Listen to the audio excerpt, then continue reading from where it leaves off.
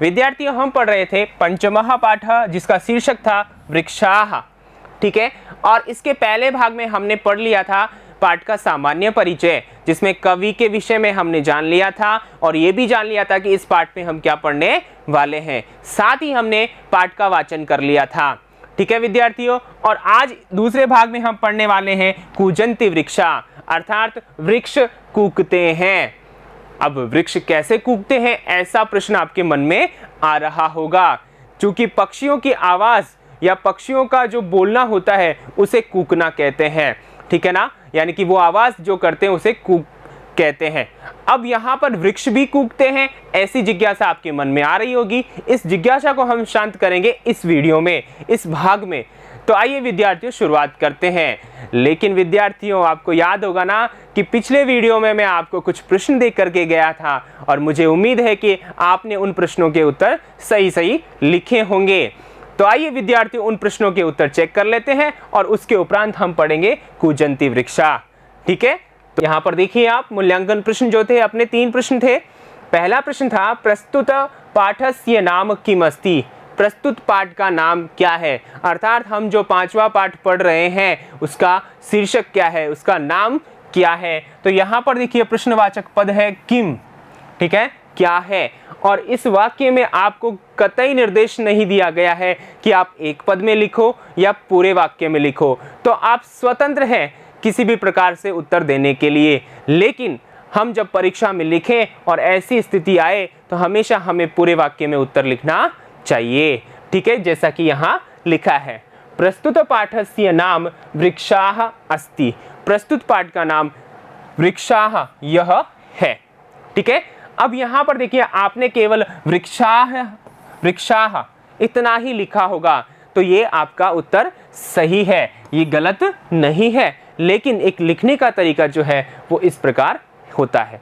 ठीक है विद्यार्थियों, आगे देखिए प्रस्तुत पाठस्य कवि क अस्ति, प्रस्तुत पाठ का कवि कौन है। यहाँ पर देखिए कह यानी कि ये प्रश्नवाचक पद है, कौन है, तो हम इस प्रकार उत्तर देंगे प्रस्तुत पाठस्य कवि अस्ति, प्रस्तुत पाठ के कवि हैं डॉक्टर हर्षदेव माधवः। डॉक्टर हर्षदेव माधव इस पाठ के कवि हैं। कौन से पाठ के विद्यार्थियों, वृक्षा नामक इस शीर्षक वाले पाठ के। और इस पाठ का क्रमांक कौन सा है, 5। ठीक है, पंचमः पाठः। ठीक है विद्यार्थियों, आगे देखिए अगला प्रश्न कति विभक्तयः भवन्ति, कति यानी कितनी। ठीक है, विभक्त यानी विभक्तियां, भवंती यानी होती है। विभक्तियां कितनी होती हैं विद्यार्थियों, आपको हमने बताई थी विभक्तियां 7 होती हैं। तो यहाँ हम लिखेंगे सप्त विभक्तया भवंती, 7 विभक्तियां होती हैं। अब यहाँ अगर आपसे पूछा जाता, क्या पूछा जाता विद्यार्थियों, काहा च ताहा। ठीक है, कौन है वे, अर्थात वे विभक्तियां कौन सी हैं, नाम लिखें। तो फिर यहाँ आपको लिखना पड़ता प्रथमा, द्वितीया, तृतीया, चतुर्थी, पंचमी, सप्तमी च। ठीक है विद्यार्थियों, लेकिन यहाँ सिर्फ पूछा है कितनी है, तो वो हमने यहाँ पर उत्तर दे दिया है। ठीक है विद्यार्थियों, अब आइए हम आगे बढ़ते हैं। कूजन्ति वृक्षा, देखिए पाठ की शुरुआत हम करने वाले हैं और यहाँ पर 2 यानी कि अंतरे छोटे छोटे दिए हैं, अर्थात हम यूं कह सकते हैं कि यहाँ 4 पंक्तियां रखी गई हैं। अब इन 4 पंक्तियों में क्या बताया गया है, पहले हम 4 पंक्तियों को पढ़ लेते हैं, उच्चारण कर लेते हैं। वने वने निवसन्तो वृक्षाः, वनं वनं रचयन्ति वृक्षाः, शाखादोलासीना विहगा, तै किमपि कूजन्ति वृक्षाः। ठीक है, तो ये हमने क्या किया, इसका वाचन किया। आइए इसका अर्थ जानने से पहले कठिन शब्दार्थों को जान लें। यहाँ पर देखिए कठिन शब्दार्थ, वने वने प्रत्येक वन में, निवसन्तः रहते हुए या रहने वाले, वृक्षाः पेड़, रचयन्ति रचते हैं, बनाते हैं या निर्माण करते हैं, शाखा डालियाँ या टहनियाँ। ठीक है ना, यहाँ पर देखिए बहुवचन का है ये। ठीक है, इसलिए यहाँ पर डालियाँ टहनियाँ लिखा हुआ है। दोला झूला, दोला का मतलब झूला। आसीना बैठे हुए, आसीना का मतलब बैठे हुए, विहगाः पक्षीगण, ठीक है, पक्षियों का समूह या बहुत सारे पक्षी, किमपि कुछ भी। यहाँ पर देखिए दो अव्यय हैं, ठीक है ना। अव्यय आप जानते हो ना विद्यार्थियों, नहीं जानते तो मैं बता देता हूँ, जिनमें विकार नहीं होता है यानी कि अविकारी शब्दों को हम अव्यय कहते हैं, जो कि यहाँ पर दो अव्यय हैं, किम है और अपि है, ठीक है विद्यार्थियों। तो यानी कि इसका अर्थ क्या हुआ, कुछ भी। कूजंती कूकते हैं या कूकती है, ठीक है ना, कूकती है, तो यहाँ पर ये वाला अर्थ लेंगे क्योंकि पुल्लिंग है वृक्ष शब्द, ठीक है विद्यार्थियों। तो आइए हम अब जानते हैं इनका अर्थ। देखिए, वने वने निवसंतो वृक्षा, वने वने, वन में अर्थात दो बार रिपीट हुआ है, दो बार लिखा हुआ है, आवृत्ति हुई है, इसका मतलब है कि प्रत्येक वन में, हर वन में, निवसंतो रहते हुए, निवसंतो का मतलब है रहते हुए, कौन रहते हुए, वृक्षाः वृक्ष, पेड़, बहुत सारे पेड़, वन में अर्थात प्रत्येक वन में रहते हुए क्या करते हैं, यहां पर देखिए आगे लिखा है वनम वनम, वन को अर्थात प्रत्येक वन को, रचयन्ति रचना करते हैं, प्रत्येक वन की रचना करते हैं, वृक्षा यानी वृक्ष, ठीक है, यानी वृक्ष प्रत्येक वन में रहते हुए प्रत्येक वन की रचना करते हैं, ठीक है विद्यार्थियों, ये यहाँ पर कहा गया है। आप इस छाया चित्र में देखिए कि बहुत सारे हरे वृक्ष आपको नजर आ रहे हैं। तो देखिए, जब वन होता है तो वन में वृक्ष होते हैं, और वन भी तभी कहलाता है जब उसमें वृक्ष हो, और वृक्ष नहीं होंगे तो वह उजड़ा हुआ या जो बंजर है वह भूमि या वह स्थान कहलाएगा। तो वन वही होता है जहां पर वृक्ष होते हैं। तो यही बात यहाँ कही गई है कि वृक्ष जो है अपने आप रहते हुए, ठीक है ना, वन में रहते हुए, ठीक है, उस स्थान को वन की संज्ञा देते हैं, अर्थात एक विशाल वन का निर्माण करते हैं, ठीक है।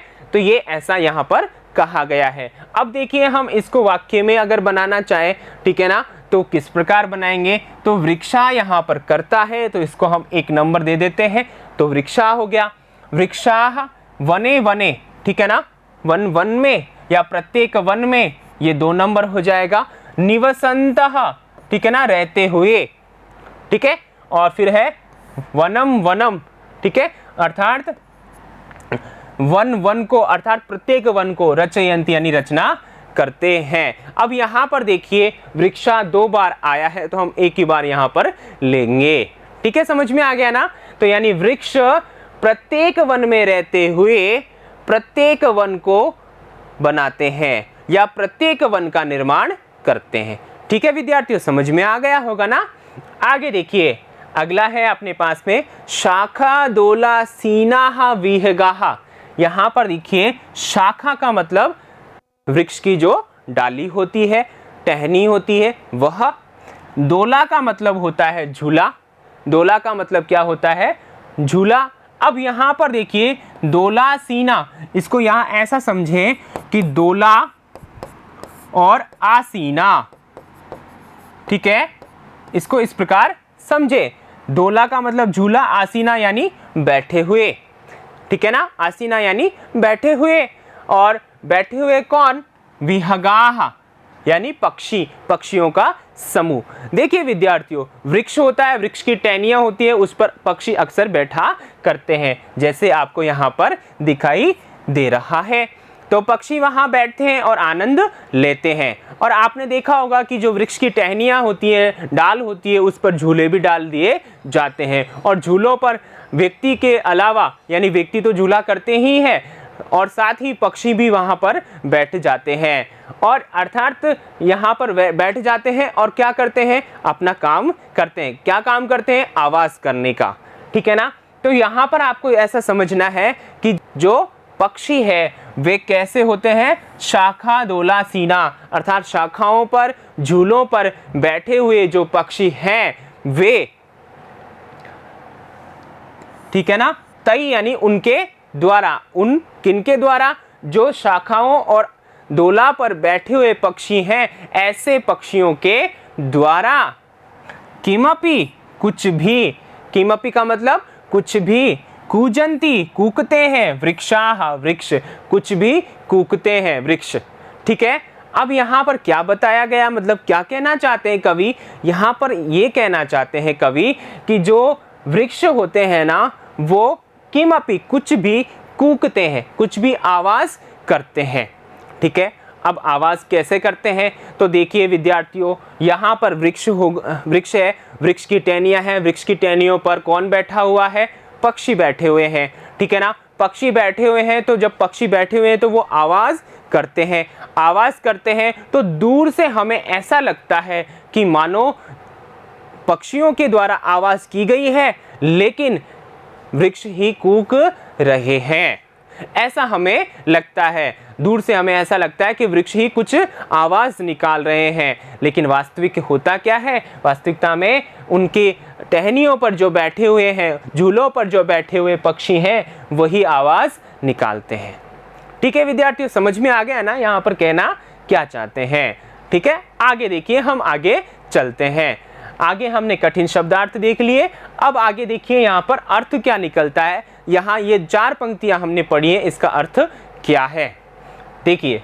वृक्षाः प्रत्येक वने निवसन्तः एव वनम रचयन्ति।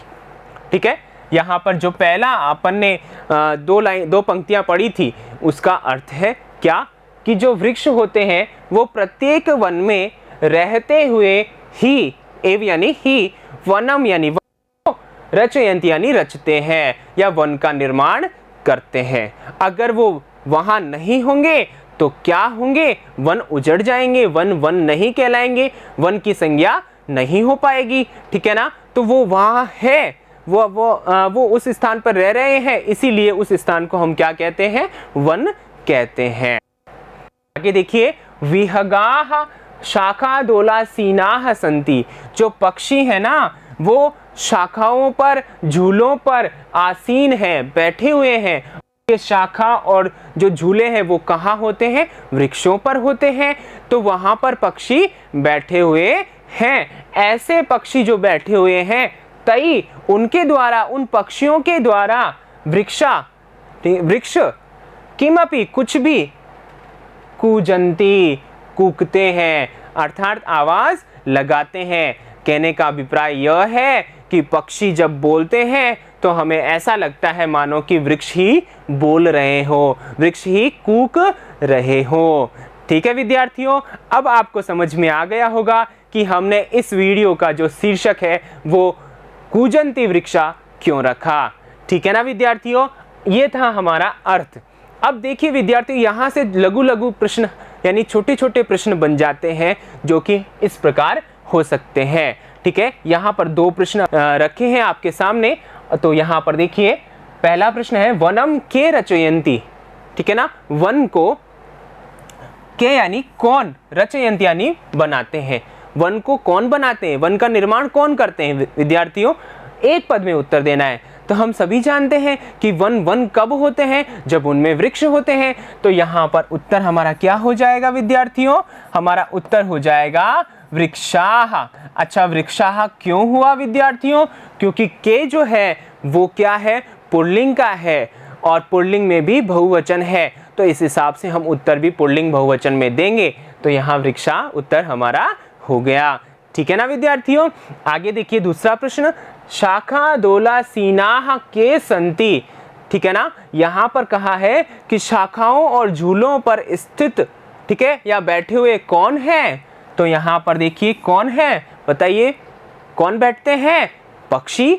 तो यहाँ एक पद में उत्तर देना है। तो विद्यार्थियों इसका भी उत्तर हमारे पास कैसे हम लिखेंगे, कैसे होगा उत्तर हमारे पास, इसका उत्तर होगा विहगाः।